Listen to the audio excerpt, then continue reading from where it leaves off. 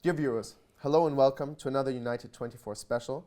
My guest today is Dr. Omar Ashour, who is a professor of security and military studies at the Doha Institute in Qatar and at the University of Exeter in Great Britain.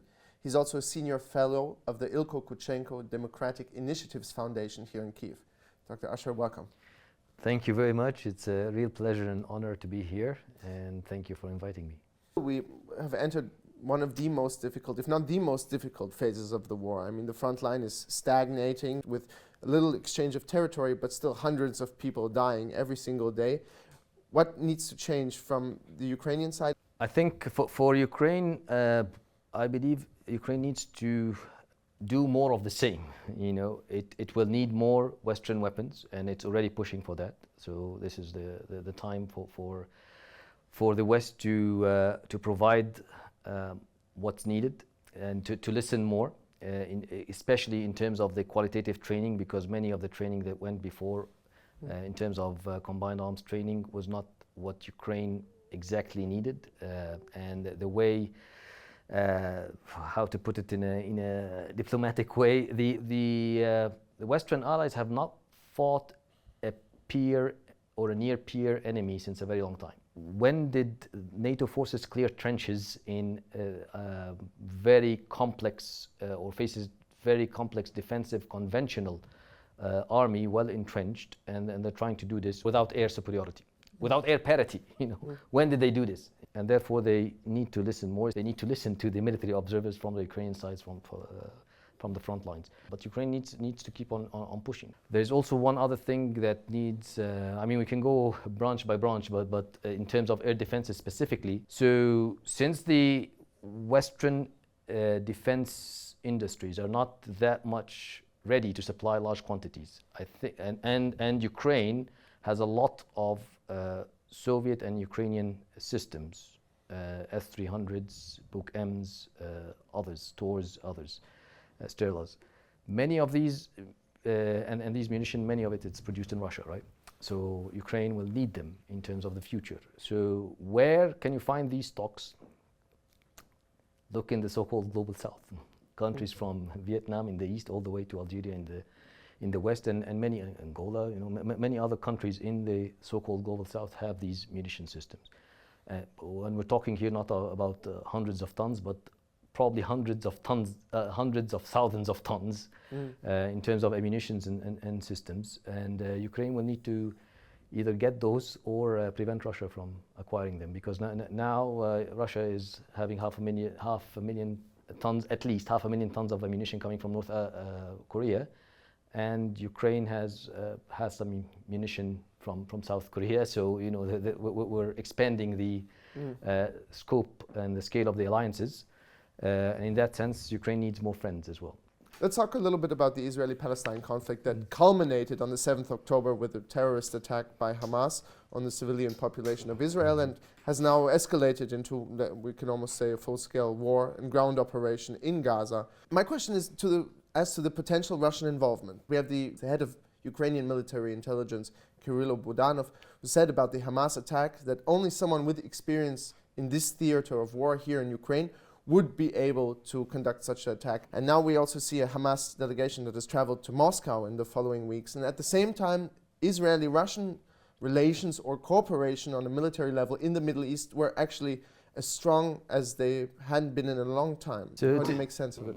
Yeah, two things there. First, to put things also in perspective, you know, the Hamas-Russia relationship are much older than 7th of October attacks. So, you know, I think their first meetings officially was in 2006. So, you know, we're talking about over 15 years ago. After the construction of, or the closing off of the Gaza Strip. Yeah, exactly. So Gaza Strip was blockaded from all sides pretty much. So the relations with Russia goes back to that time in around 2006, and Putin came out at least once, if not more than once, and says that he does not consider Hamas as a terrorist organization, and therefore he had a relationship with them. So that's one. Two, on the tactics. So it's possible. We don't have confirmations or evidence. The relationship between Netanyahu and Putin was a strong relationship. It was not a bad relationship in a way pre 7th of October. So why would Putin invite a Hamas delegation to Moscow at this time? What's his endgame or his strategy there? And how is it connected to Ukraine, maybe? It's all connected to Ukraine. You know, so the Middle East was pretty much connected to Ukraine since maybe since the Russian intervention in Syria, and even before that. I think Putin is trying to benefit from that conflict as much as possible, and he's trying to do so by portraying himself as a anti-colonial, anti-occupation, pro-Arab, pro-Palestinian president who is now suddenly, you know, he's anti-occupation, you know, and anti-forced deportation, and anti-colonial settlers, and you know, what he exactly is doing here in Ukraine, the forced deportation, the occupation, the colonial settlements, and so on. And it's great for him that the media attention is all now focused on the Middle East. So there are some channels that were 24 hours covering Ukraine, with many correspondents here in Ukraine. Now they're completely withdrawn, and the focus is on the Middle East. So therefore he gets more chance to do whatever he wants there. Also there is that competition on Ukraine and Israel support, for example, by the US, is benefiting him quite well. So he's hoping more and more for the redirection of resources, not just media attention, but also resources in terms of ammunition, in terms of funding, to the conflict in the Middle East. So I think if there's someone who's benefiting immensely from this conflict, it's not really Israel or Hamas or the Palestinians, it's actually Putin. Russia intervened in the war in Syria in 2015. The Americans also have boots on the ground there. How is the Russian policy or Russian strategy in Syria and the Middle East connected to the war in Ukraine? It is very, very connected, and we can even go back to pre-2015. So in 2015, multiple things happened. Minsk II happened, the Baltva happened here in Ukraine. So the Baltva was, frankly, the most intense conventional battle in East Europe since the Balkans War. And it happened while the negotiations were going on in Minsk II. And then after that, the Minsk II was not respected by the Russian side. We know that, and we know from the records of the Organization for Security and Cooperation in Europe. We know the amount of battery exchanges and company-sized firefights that was happening. Some of them exceeded 40 per day. And we have, again, the recordings.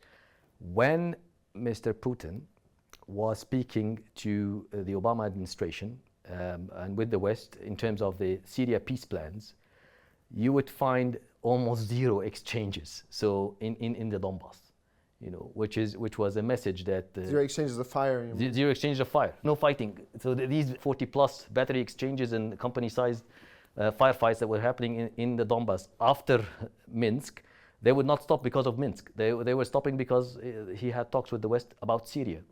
You know, and you can see the dates exactly. If you put the data with the dates, you will see like high, and then suddenly zero. Where is the zero?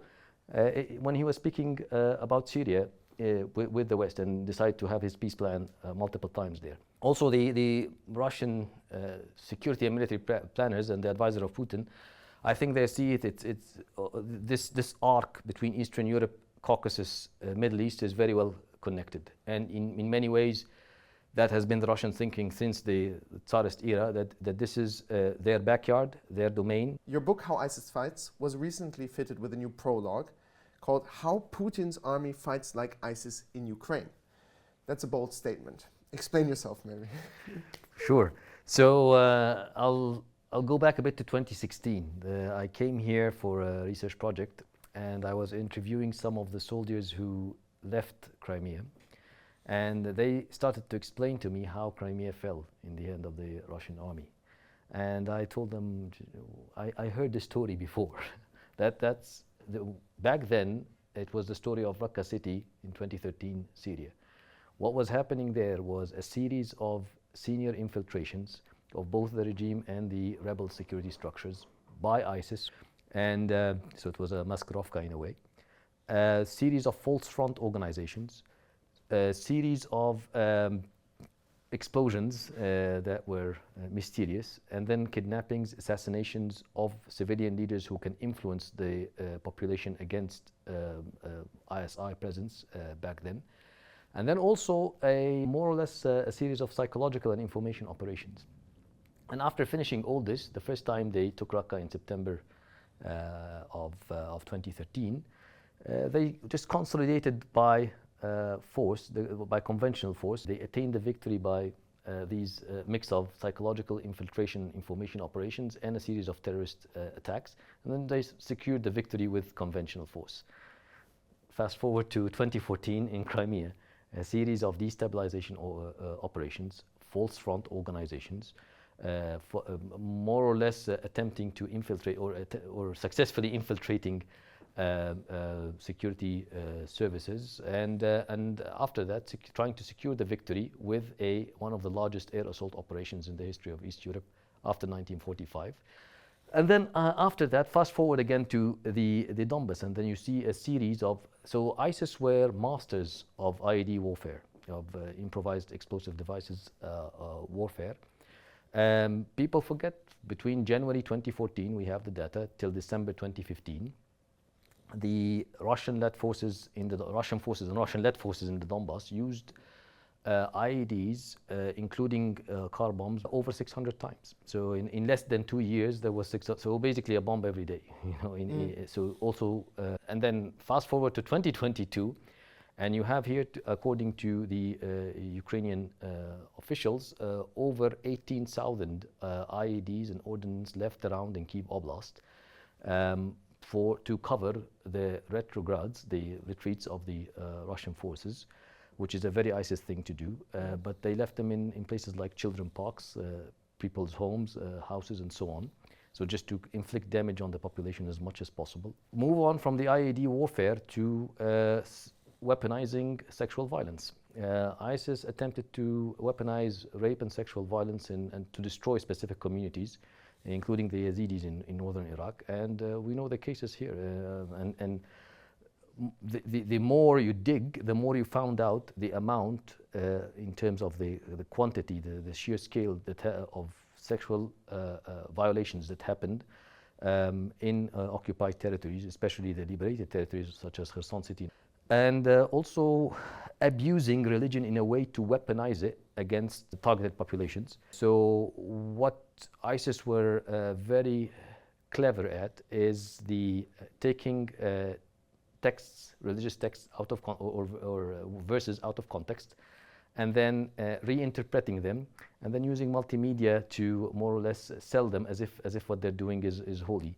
And then you see what was happening, for example, Patriarch Kirill with giving an icon to General Zolotov, the head of the Rosguardia, more or less legitimating an occupation and blessing the weapons and the soldiers and so on. So abusing religion in a very destructive way.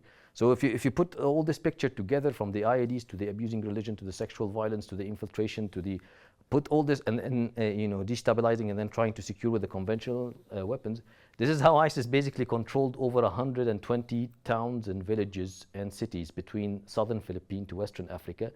It's a very cheap way of warfare, very criminal way of warfare, but very effective way of warfare. And if you want to make the comparison, when in Crimea, the Russian army did not lose much. They lost maybe one self-defense, so-called self-defense militiaman, but then controlled and took and occupied and then annexed one of the most geostrategic peninsula of Ukraine. And then when they used conventional, their entire force was destroyed. Does that answer your question? That answers my question. Dr. Ashour, thank you very much for joining us here. My pleasure, yeah, my pleasure.